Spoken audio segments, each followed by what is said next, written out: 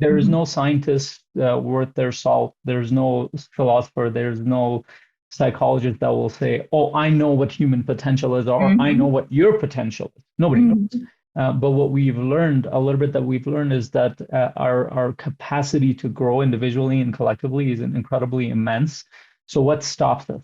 It's usually self-imposed limitations at this point, because at this point we need to take charge of our own system, especially if you decide that you're going to be a conscious human being. Then we start to notice, okay, what are the thoughts that I'm operating on? What are the emotions that I'm operating on? What are the beliefs that I'm operating on? What are the behaviors that are not giving me the kind of result that I'm seeking? And if those things are not being analyzed, and the old patterns that are not working, they're not disconnected, you'll just continue to do the same thing and hope that something will change. And Different, it yeah. won't.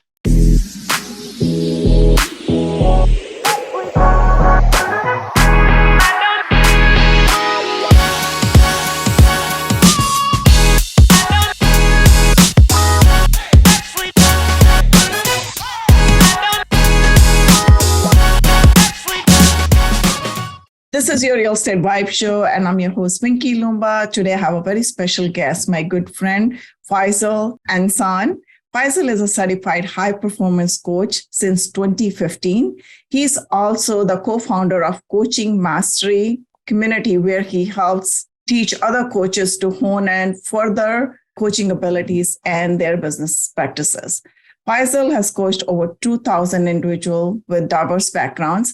He runs a space creators community where he holds weekly high performance and personal development sessions in a small group setting. He guides and teaches people to create the space for their potential, vision, and inner self to surface. And today we'll discuss with him how to tap into your higher potential. Welcome, Faisal. Thank you. I'm so excited to be here. Thank you for having me, Binky. I'm going to start with this. I read your bio and we met a few times before. We've been friends over a while. I know you had an amazing journey until now. Please share with me, how did you become who you are today? Oh, wow. That's a big question. That's where do you want me to start? I could start what got me to move more towards this stuff. Would you like me to Uh-huh. start with that? Yes. Uh-huh. So I'll share with you the experience of it, because that was really powerful for me, and it was an important moment in my life. For me, it goes back to this moment in my early 20s. And I remember at the time, I was completely disconnected from a lot of things in my life. And I still remember I was coming out of this subway station in Toronto region, and I felt disconnected. I felt overwhelmed. I felt frustrated. And as I'm coming out physically, I felt weak. I was watching everybody go about their business. Toronto is a pretty busy city. And I go in the corner, and I was feeling sick too. I had come out of a long night of quote unquote having fun, partying. And I just go in the corner, and I lean down, and I throw up on the floor, and I see blood. Um, I'm not even surprised by that, because I had been abusing my body for so long until that moment. But something interesting happened in that moment. I felt um, all my emotions, probably for the first time. That physical pain somehow triggered, then the accumulation of all these frustrations somehow triggered for me to feel everything. And up until that moment, I had done my best to just shove everything down. And I felt it. And a few minutes later, what I felt was this incredible level of joy and peace and connection. And to my young 20-year-old mind, I was like, am I going crazy? Because I didn't know what the hell was going on. Now, in retrospect, I know that just feeling all that helped me connect to a different part of me, and it helped me, I would say, connect to a more core part of myself, a deeper part of myself, but also got me re-engaged with my emotions, which we can touch on later, why that's so important. Now that month, like after that, nothing like consciously changed where I'm like, oh, well, I'm gonna do this, that, and the other. I automatically went towards change. I re-enrolled in college. I picked up a job on the weekend, so I couldn't go out. I was addicted to alcohol, drugs, all sorts of stuff. So I was like, I purposely put myself in a different path, and I literally couldn't go anywhere. It was 12-hour overnight shifts. So as soon as people would go out, I would go to work. And then somehow I developed that. And then I had a lot of time. I was a security guard at the time. So I developed this interest in studying other things outside of my engineering school that I was going into. So I started looking into philosophy, spirituality, history, psychology, because I had realized that up until that moment, a lot of things weren't working. I felt disconnected from my life, from my family, from my path, from my vision, from my purpose. And so as I started that path, it naturally kind of started leading me towards a different direction. I started discovering different aspects of myself. And just to give a little bit of background, I had just a few years before that, I had come from a different culture, Eastern culture, all the way to Canada. And that was a huge shock for me because up until that moment, I thought that whatever I was taught was reality, was objective reality. The Mm-hmm. reality was that was just a cultural reality. Mm-hmm. And when I came here, I didn't understand how to connect with people. I didn't understand how to be. Almost everything that I was taught was the opposite of how people conducted themselves here. And that's what kind of pushed me kind of over the edge and took me on this path of kind of getting addicted to all sorts of stuff and not having the tools to deal with my own pain. But in the meantime, it helped me see a different paradigm of reality that, oh, my culture was subjective. This culture is subjective. They have their own ways. It works to some degree. It doesn't work Mm-hmm. to another degree. And in the process, I realized, okay, what have I been doing in this whole thing? And what I realized that most of my life was around other people's expectations. That's true. My parents, society, culture, religion. And I noticed the same exact thing here. Even though it was a different paradigm here, people did the same thing here, just in a Mm-hmm. different way. And then over time, as I went towards this, I started working in the engineering field. I worked for a couple of years. I got more and more frustrated. I was like, that's not for me. Because it's like one of those things, if anybody has watched Matrix, taking the red pill, you can't unsee anymore. I was I like, know. I can't do this. I don't care how much money I make. I see myself being more and more miserable on this path. And so my wife and I, we made a big decision. We're like, you know what, let's go. We didn't know what it looked like. We're like, let's just go figure out a different path. And so we went to a couple of conferences. One was a spiritual conference. The other one was around like, how do you monetize something that you might love? It was created by Brendon Burchard. We go there and all of a sudden I got connected to other incredible people. Mm-hmm. I was like, oh my God, these people exist. I'm not the That's only true. one. And Mm-hmm. then that opened up the path to coaching because that's where Brendon Burchard offered the coaching program. And I realized that much of what I've done, the work that I've done all over the decade plus years on myself and helping others around me started coming around. I was like, oh, shoot, it is a work I'm doing. I'm just not getting Mm-hmm. paid for it. And so I started getting training in that area. And that led me towards the whole coaching and influencer world. And since then, it's just been one adventure after another. It has had its own challenges, obviously. Entrepreneurship has its challenges, life has its challenges, but my path has been, I feel, much more purposeful, much more aligned, created the kind of life that I want, and I'm growing more and more in that area. Uh, the kind of relationships that I love, the kind of people that I want to work with, my team, my collaborators, my clients. And I'm consistently growing. I mean, I'm in Colorado right now, in the middle of the mountains, on adventures, and then I'm going and speaking at an event, a paid forward event, and I'll be collaborating with all sorts of multifamily investors there. I'll be doing live coaching session there. Uh, that's my life. I love that. That's what I created. It I has know. its I challenges, but love. I love that. That's what I wanted to create. And to me, it's still surreal because from that moment to this, there's a huge internal difference. The way That's I true. felt, the way I saw myself, the way I perceived myself, the way I perceived others, the way I saw my purpose, the way I saw my legacy. Like none of those things existed. I might look similar, minus some less hair, Mm-hmm. much less hair, but but internally I'm a completely different human being from what I was. I love it. I love it. That's super awesome journey. That's what I'm saying. You had an amazing journey. So now you love whatever you're doing. That was your dream position to be in, but it took a long time to get here. or I would say there was a huge shift because you had this emotional overload. And then you went through that episode that you were saying at the party and then kind of shifted your mindset. So if I put it in the technology terms, you kind of rebooted yourself and cleaned out all the unnecessary stuff and kind of got back to the track where you wanted to be. So in your opinion, how should we define our life? Should we just reboot our lives time to time, kind of shut down and restart just to keep it clean and simple versus having all this emotional overload? And then at a moment, we'll get some kind of enlightenment kind of thing. Okay, no, we have to live something different and we are totally living wrong until now. What is your take on that? Yeah. Well, I wouldn't presume to tell people what they should with their life, Right. for one thing, but I will kind of, it helps to understand human behavior and how it works. Mm-hmm. And much of my journey has been like doing what I love, and the journey that I'm on, that's a bonus. But for me, the deeper thing is that inside I'm at peace. Mm-hmm. And I'll share this with you guys. The other day, a couple of weeks back, or a week and a half back, I was just lying down and I was about to go to sleep. I was really exhausted that day.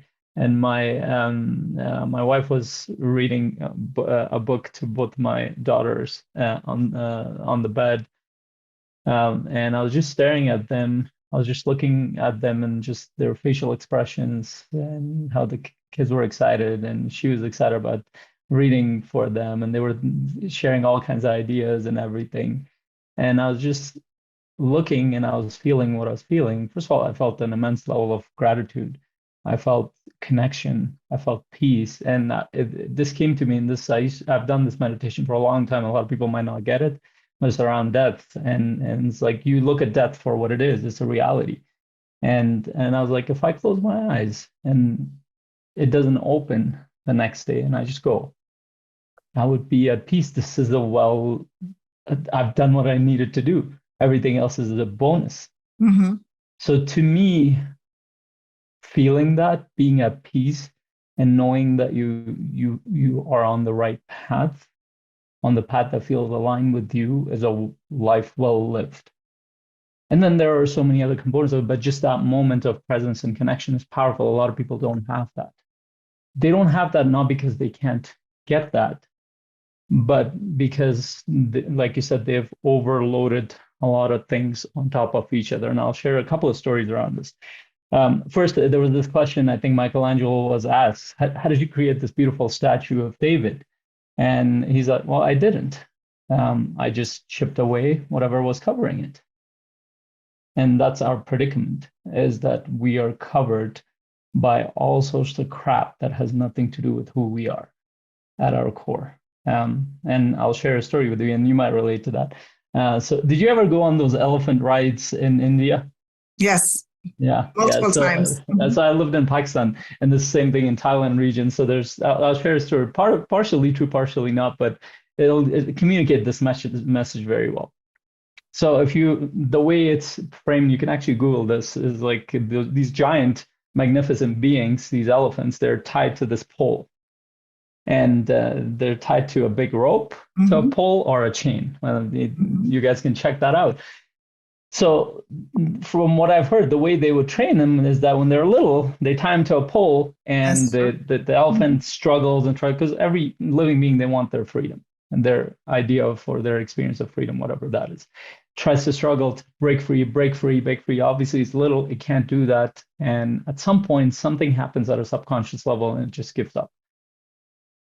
And then over time, as it grows up, it's used to that pattern. You're watching that giant thing that can run through a house and it won't even feel much, but it's tied to a little pole. Mm-hmm. That same thing has happened to us, except that pole and that rope is not physical in nature. That's in our mind. All the limitations, yes. Yeah.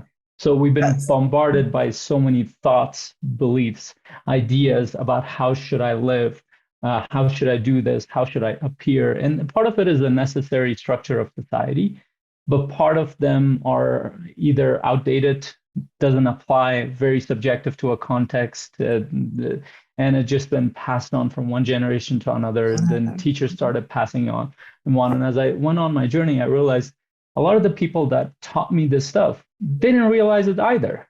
Mm-hmm. They were just stuck in their own mind and they were just That's passing true. on whatever they knew. Mm-hmm. And over time, it just becomes a generational pattern, and we carry that on. And we don't realize it. It shows up in the most simple things. So I literally talked to an investor today. He has a very unique model for multifamily. It's a little bit different than most people are doing, and he has the system pat down. Mm-hmm. He has like four small multifamilies, Mm-hmm. and he's looking for capital and to pay off his debt. And he's like, okay, if I stay on this course and I pay it off, if I work this much, I can get one or two more houses. And I had to ask him, like, is that what you really want to do? He's like, no, no, but I don't have any other choices. Like, have you considered scaling this? Have you considered getting other investors on board? Have you thought about sharing? And two things that are coming up. First of all, he didn't allow himself to even share that because he might have an internal block around connecting with people. So Mm-hmm. trust issues that where do we pick up in our environment? And second, he is not even thinking about the scaling component of something that he has already made it's workable. Mm-hmm. And as we go deeper into it, he's like, oh shit, I can do this. And in 2 years, I could have 10 houses versus one or two. And that's a much more scalable growth pattern than like linear, slow, stale. And that's just in relation to business, but it shows up in every part of our life. So essentially, how do our potential is always there. And like That's true. there is Mm-hmm. no scientist worth their salt. There's no philosopher. There's no psychologist that will say, "Oh, I know what human potential is," or "I know Mm-hmm. what your potential is." Nobody knows. Mm-hmm. Nobody Nobody can decide knows. that Mm-hmm. because we don't actually know enough. But what we've learned, a little bit that we've learned, is that our capacity to grow individually and collectively is incredibly immense. So what stops us? It's usually self-imposed limitations. At this point, because at this point we need to take charge of our own system, especially if you decide that you're going to be a conscious human being, then we start to notice, okay, what are the thoughts that I'm operating on? What are the emotions that I'm operating on? What are the beliefs that I'm operating on? What are the behaviors that are not giving me the kind of result that I'm seeking? And if those things are not being analyzed and the old patterns that are not working, they're not disconnected, you'll just continue to do the same thing and hope that something will change. And Different. it Yeah. won't. You said it very well. It's just the conditioning from the very childhood. Like I've heard, at the age 7, the mind is kind of fully developed. And then you have already grasped everything around you. And then you just keeping on, repeating the same patterns throughout your life. So despite of the fact that we all know that our past performance or whatever we did in the past is not an indication to a future or the present, but we still keep on doing the same mistakes or same things over and over again. To get out of that cycle is important, but at the same time, it's not that easy than said, right? Yeah, it's not. So, and this is something your viewers have to decide for themselves. Can you build a business without doing all that work? Yes, you can. The question is what is the kind of life that you want? Because a lot of people will think, well, I want to be a millionaire. Great. I want to have time freedom. Great. So let's say you are a millionaire or a billionaire, you have that time freedom. What are you going to be doing with that time? Walk me through. And I literally get my clients to walk through this. I'm like, so put yourself in that vision that you've created. You have all the time in the world, you have all the money in the world. Wake up in the morning and walk me through what you're going to do in your day. And then they start walking through it. And you begin to see the lack of clarity there. They don't actually know. And the reason why they're saying, I want to be a millionaire, billionaire with time freedom, because somebody else gave them that vision. That's not their That's true. vision. That's Somebody else true. gave them the idea and they think that it's a great idea. And I'm not saying it's not. I'm saying, does that feel aligned with you? Is that what you're seeking in your life? And so the stuff of life is not enough to think about. Your experience is important to think about in that life too. So what does that mean? What kind of life are you seeking? Are you seeking the kind of life where you have joy, you have connection, you have peace, you have fulfillment, you have a sense of purpose, you have collaboration, you have community, you have family? Is that important to you? If it's important to you, then you need to do the deeper work. If you just want a bunch of money and you just want to create time freedom so you can go basically do whatever you want, then you can, there are very much quicker ways to do that. It's just that the payoff that you're looking for is not there. And I'll share with you, the reason I know this is because I have clients right now. So I literally have clients right now who have done that. And then, so what they do is they actually don't need to work. So they work to pass time for about 10 hours a week, maybe. And then the rest of the time, they'll go live in different parts of the world. Yeah. Great. And you would think that that's exciting. In the beginning, it is exciting. And even for them, it's like, it's a good pastime. But it's no different than you going to the grocery after it becomes normal. That's true. After it becomes normal to you, you go to the movies. Right? It created a new pattern. It's we call it the ground of being. Like, you don't think about the ground when you walk on it because it's so normal to you, right? That's true. But if there's an earthquake, you're going to start thinking about it. So they do all that. They will find like these little things to do, like getting involved in hobbies and sports. But that's not what drives human beings. We know enough at this point with related to human beings that you need a sense of purpose. Usually people's sense of purpose is connected to their core, what they feel aligned with their faith, what they feel passionate about, those kind of things. If you don't have that, it doesn't matter how many things and how much time freedom you have. In fact, that could drive more insanity if you have more time freedom. And a sense of connection, we know, is generally very important for human beings. Now, at what level that varies, but maybe you want a deeper sense of connection with your spouse, with your children. No amount of money will give you that. You need to work on that part yourself, deep down. So that means when I talked about facing those emotions, those thoughts that limit us from connecting, there are people who won't be able to go and hug their children. That's a problem. There are people who can't openly, can't connect with their children when they're teenagers. There are people who can't build teams and collaborate with others in a better way. And we know that in the multifamily space, that's an important component. And those are limitations that hold us back. And they're not like they're habituated limitations. They're not natural to human beings in the sense that, oh, we were born and we developed that. No, we developed it within our context, within our environment. If you just watch most children, they will literally go up to somebody who's like, you want to be a friend? You want to be my friend? You want to play? And they'll go to the next one. You want to play? That's the nature of human beings, is that we are curious, we're adventurous, in the general sense, we're creative. We want to connect with people. We want to grow. Now, everybody sets a bar for themselves, or their bar is determined by their environment. And if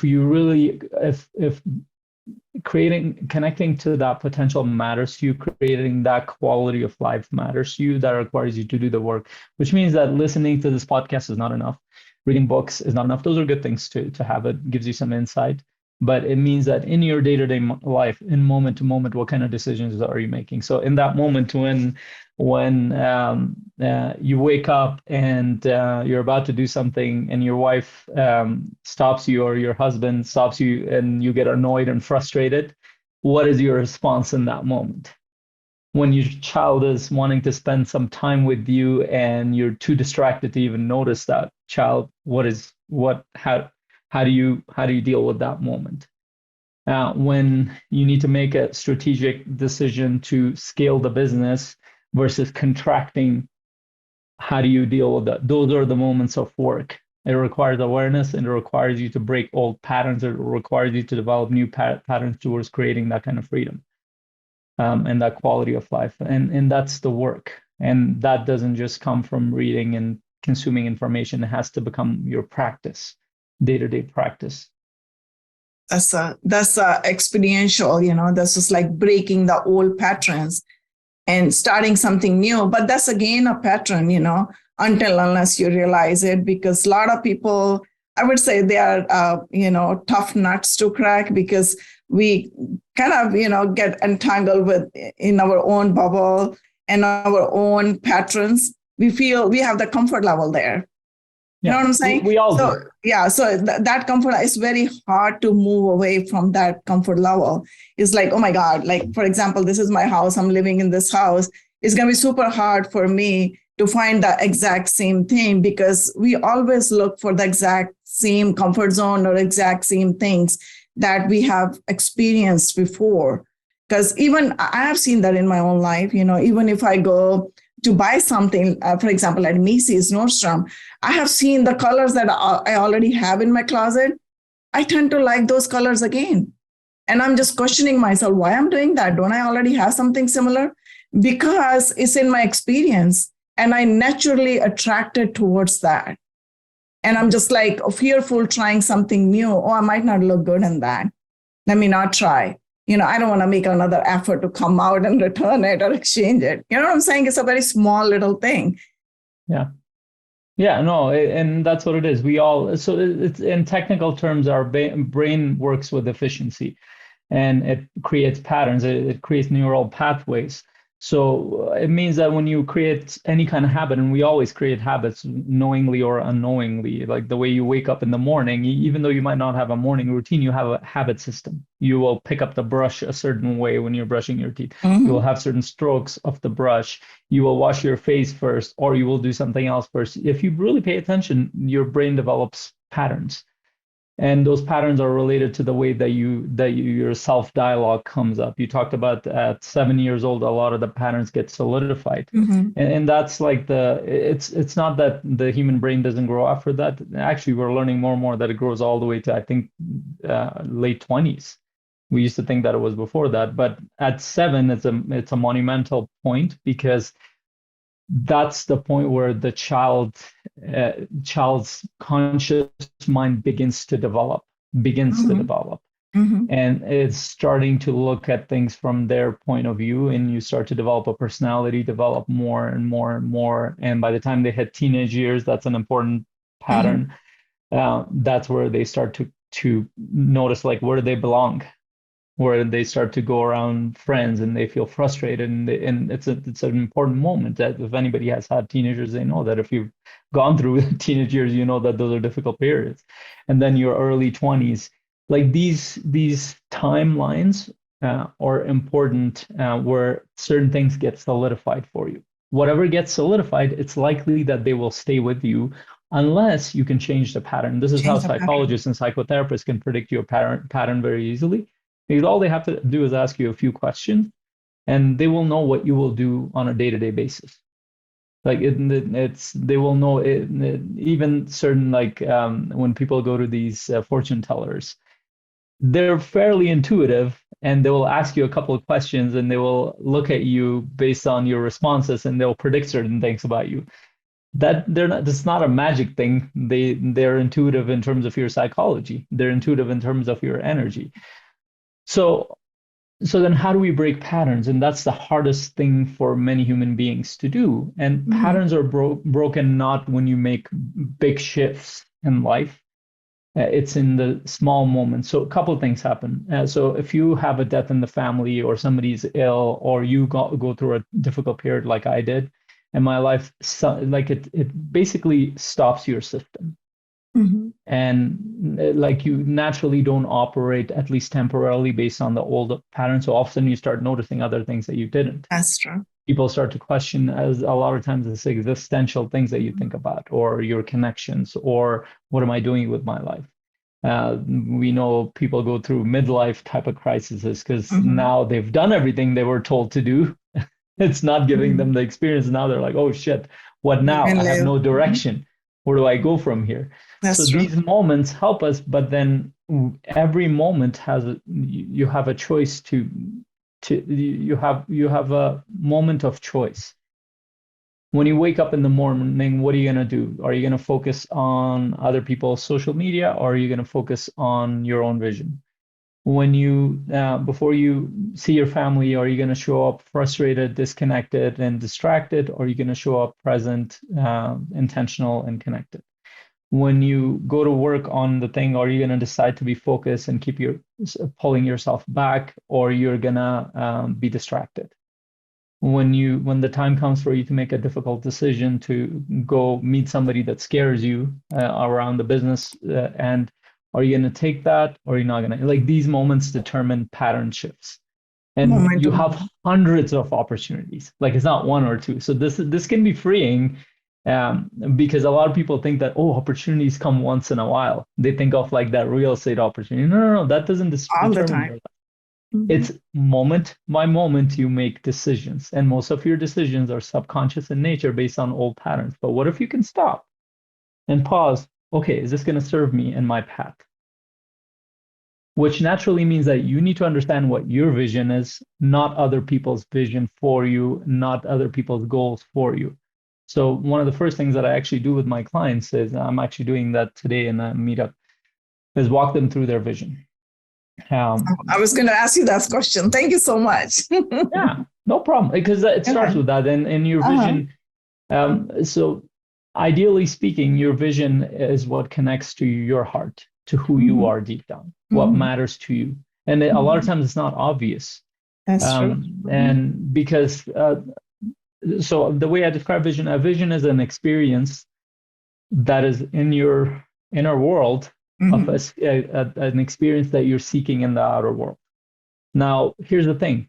People hold on to those experiences, they shrink it back based on what's practical around them. So somebody might have a vision that they want to be a great musician, but then they're like, oh, I don't know if that's practical. But that's the thing that matters to them. Mhm. Somebody might say, you know what, I don't want to do this marriage thing and settle down right now. I just want to go and travel the world. Mhm. But they're like, no, what if that person doesn't like it, or what if this person doesn't like it, what if my culture doesn't agree with that? Another person might be is like, oh, I really want to get married early on, but well, what if I'm irresponsible? Like that's there's a reason why you're You know getting what I these mean? thoughts and visions, right? And but we all will kind of doubt it based on what we're told, and then we craft a goal system Oh, based on it's whatever true. vision is given to us. Mhm. And the vision usually looks like this, one of two variations.